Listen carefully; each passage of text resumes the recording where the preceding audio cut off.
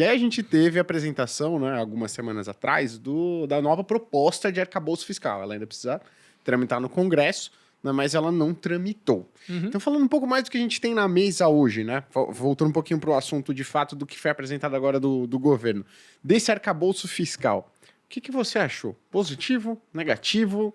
Suficiente? Não suficiente? Depende para que você quer que ele sirva. Porque o arcabouço fiscal, na minha opinião, ele deveria ter dois objetivos. E um deles eu acho que ele cumpre muito bem e o outro zero. O que ele cumpre muito bem é se você falar que era uma das preocupações que foram geradas quando a gente tirou o teto de gastos, que é solvência pública. Que basicamente o governo Lula falava, não, a gente precisa gastar, tem gastos que são ultra prioritários, particularmente educação e saúde, aliás, no que eu concordo com ele, que efetivamente eles são ultra prioritários, mas aí ele dá um passo que eu discordo completamente, fala, eles são tão prioritários que a gente tira ele das contas.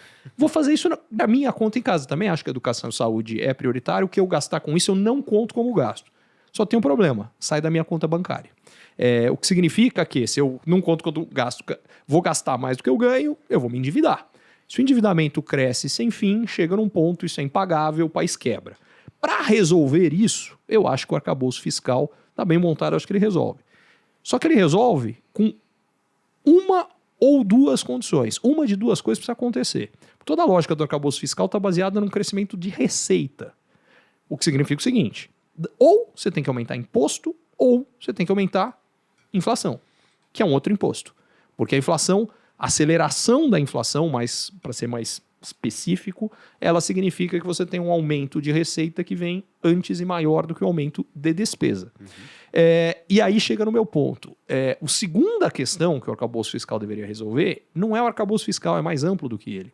Que é, se a gente voltar um pouco na história brasileira, o Brasil tem um problema de excesso de gastos públicos há décadas, que foi resolvido nos anos 80 e primeira metade dos anos 90 com inflação, que era exatamente essa aceleração da inflação fechava a conta. Quando você segura a inflação, a conta não fechava. Segunda coisa que aconteceu, grosso modo, a carga tributária brasileira dobrou de meados dos anos 90 até hoje. A gente paga o dobro de imposto, gente. E precisa entender o que é imposto. Imposto é o seguinte, é dinheiro que você ganhou, mas quem vai resolver, quem vai usar é um político, não é você. Isso é imposto. Hoje, mais ou menos, arredondando, 40% do que é ganho não é você que decide quem vai gastar, quem decide é um político. Que é um dado altíssimo no mundo, em particular para país emergente, se não me engano, é o terceiro mais alto de 156 países emergentes. Só que ainda assim a conta não fecha. Os caras continuaram aumentando o gasto público. E aí falou, bom, como é que a gente fecha isso? Aumenta mais os impostos. Cara, se a gente não chegar na essência, que a gente precisa reduzir gasto público e fazer isso melhorando a qualidade do gasto público, nada resolve. E o problema é que quando a gente entra nessa discussão, ela fica dogmatizada em, não, quem quer reduzir gasto público é porque quer um Estado pequeno, é porque é de direita, e a esquerda quer um Estado maior, blá, blá, blá. Cara, não tem nada a ver com isso, a questão é muito simples. Se é para ser de esquerda, é um absurdo que a esquerda apoie que, se não me engano, o Brasil tem 17 programas qualificados, chamados na lista de programas sociais. Dos 17, 15 tem mais gente que se beneficia no 20% de renda mais alta da população brasileira do que no 20% mais baixo. E a gente chama de social. O exemplo mais óbvio é a universidade pública gratuita. Ela é gratuita para quem vai à universidade, que na realidade ela é paga por toda a sociedade. Só que como quem vai à universidade pública é gente que foi preparado em condições para estudar em lugares melhores, que vem com nível de renda mais alta, na prática é o seguinte, a sociedade inteira subsidia o estudo do mais rico. Esse é um exemplo, mas tem mais 14, tá?